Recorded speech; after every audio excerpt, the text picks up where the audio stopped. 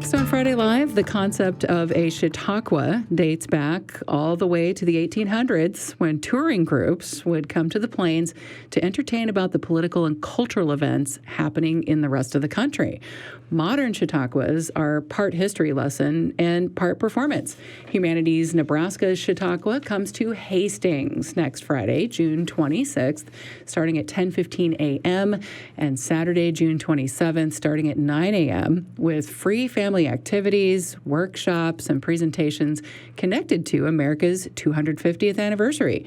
Joining me here in the studio is Humanities Nebraska Program Manager Christy Hayek, as well as Humanities Nebraska Executive Director Chris Summerick. Both of you, thank you so much for being here. Thanks, Genevieve. Great to be here. Give us a brief background here on Chautauqua, where the word comes from. I guess that one's probably mine. Yeah, you take that, Christy. So Chautauqua comes from the Chautauqua Institute, and it was in northern New York space, and it was actually it started out as a gathering for Sunday school teachers to learn how to present materials and that, and then it morphed into being how you had described more of a political, cultural, social event. It comes from that area and then starts to spread throughout the country. Very popular in the Great Plains, long before radio and other things, because you had to find a way to go to people in order to get information. Now we have the benefit of radio, like we're on today, as well as other media and that. And so the Chautauqua movement slowed down quite a bit, and then Humanities Nebraska and other humanities councils from around the country revived it in the kind of early 80s, and we've been doing it ever since. Yeah, so why do humanities councils call these events Chautauquas and not just like a festival or something? It's really in that same spirit of bringing people together to learn and connect and explore different issues. And for us, that's what our mission's all about, helping people explore what connects us and makes us human. And our history is such an important part of that. And it's also really important to reach the whole state. So we move it around the state more in greater Nebraska and smaller communities that don't have the same immediate access that you do in Lincoln and Omaha, for example. So every year, every time you host this, there's a theme. Mm-hmm. Where does the title of this year's festival, Weaving a Nation, come from? Well, Christy and I and some of the other staff and board were sitting there a couple of years ago talking about the upcoming 250th anniversary of the Declaration of Independence, and just this idea of how our nation's story is kind of weaved together so many interesting stories, some of them lesser known. And so it's kind of the idea of this, like the fabric of our nation and our history, and is really uniquely complex, and there's just a lot of rich territory to explore. So that's where we decided on the Weaving a Nation, and we had it in Gearing last year and Norfolk the year before, and now here we are in the 250 year and in Hastings. In Hastings. Well, let's dive into some of the programming then, and what we are weaving together here. What are some of the presentations that you're especially excited for? Well, so if you've joined us in previous years, some of the lineup of events will look very much the same. We're bringing for Chautauqua presenters. We're bringing Al Vaquero back, who's a Spanish cowboy. He puts together his presentation based on a lot of stories of the cowboys on the trail and what brings this cowboy culture to the American West and those kinds of things. That'll be Friday night. Saturday night we'll have presentations by Abigail Adams and Chief Big Elk. And so those will be the same. The daytime programs, though, we've added a few new things. We've shuffled a few things around. So we have quite a variety of different stories that we're going to bring forward. Everything from immigrant stories, women's suffrage. We're going to even have a presenter talking about Black homesteaders. We're going to have another presenter talking about Holocaust liberators that have roots in Nebraska to try to, again, as the title implies, weave together some other stories that maybe people haven't heard before, and again, to just spark that curiosity that people might want to then take that all in and learn some more. One of the interesting things about this is it moves around in time a lot. Like a lot of our past Chautauquas were really set in a specific point in time and specific events happening. But when you're reflecting on the 250th of the country and how Nebraska's stories are weaved into that, it worked really well, I think, to kind of be able to look at a lot of different points in time in our state and our country's history. That begs the question how you organize this and how long it takes to pull something like this together. Christy is most definitely the mastermind. She is known as the Chautauqua Wrangler, but she also has a great local committee in Hastings made up of a lot of community members, organizations like the library and Hastings College and the museum and local city and so on and so forth. So she has a great bunch in Hastings that are helping out and putting all this together. So it'll be a great community event that should draw people from not only around the state, but other states as well.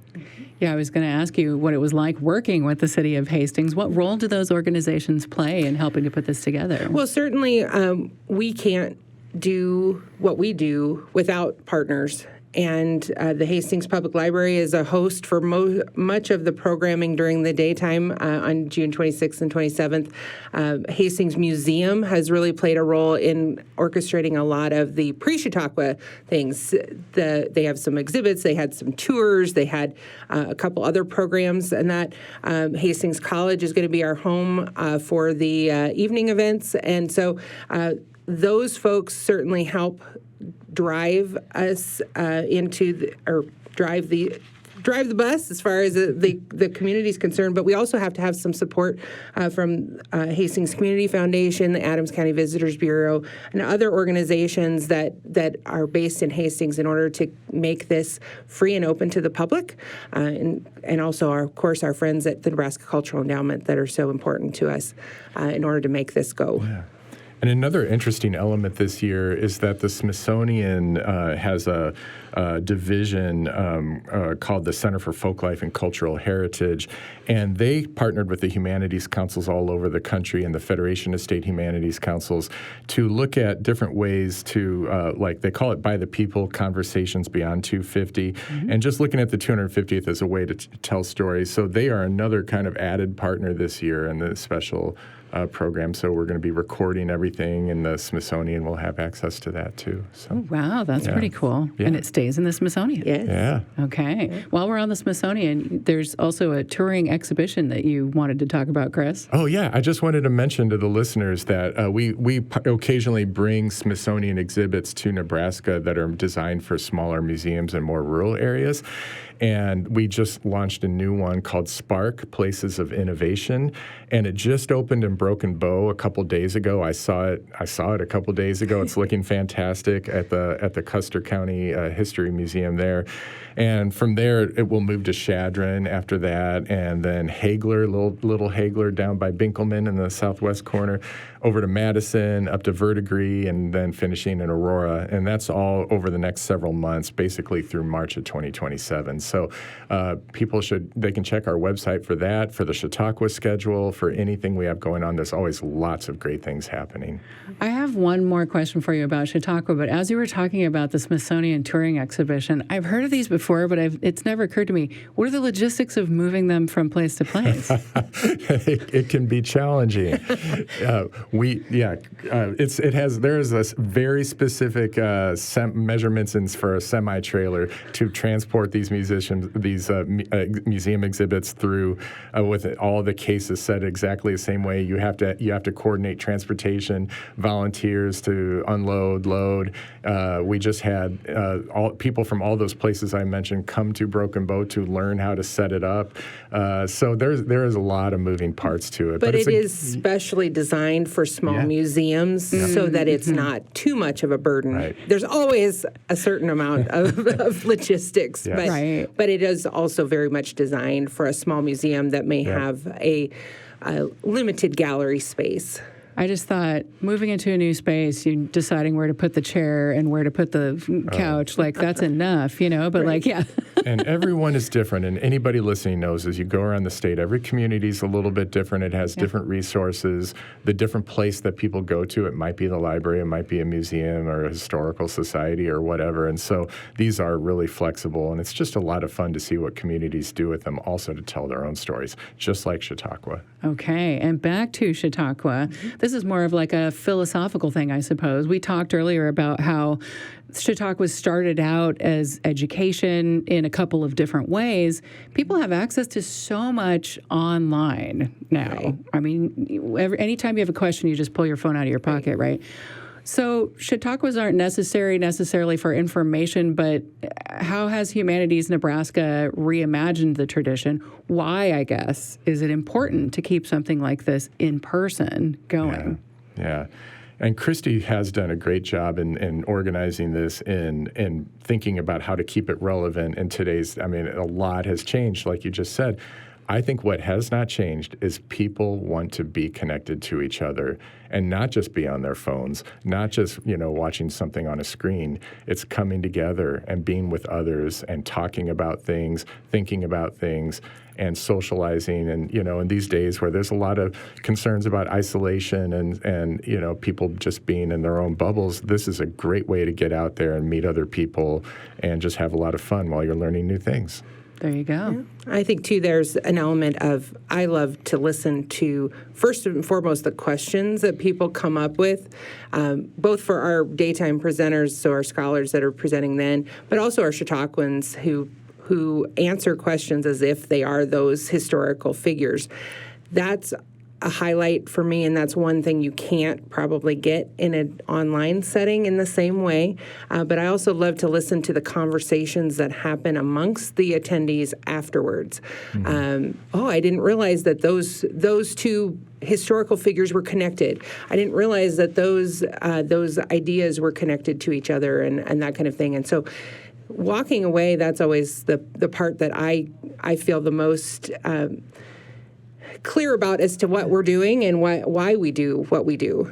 Yeah, fulfilling that mission there. A Chautauqua is coming to Hastings. That is a week from today, Friday, June 26th, and Saturday, June 27th. The free family-friendly festival, that's a lot of Fs, features living history presentations, workshops, and activities for all ages. And I've been speaking about this, as well as that touring Smithsonian exhibition with Humanities Nebraska Program Manager, Christy Hayek. Thank you, Christy. Thank you. And Chris Summerick, who is Executive Director. Thank you, Chris. Thank you very much. More information, including links to schedules and maps of where activities will be, are on the Friday Live page. You can link to more at nebraskapublicmedia.org.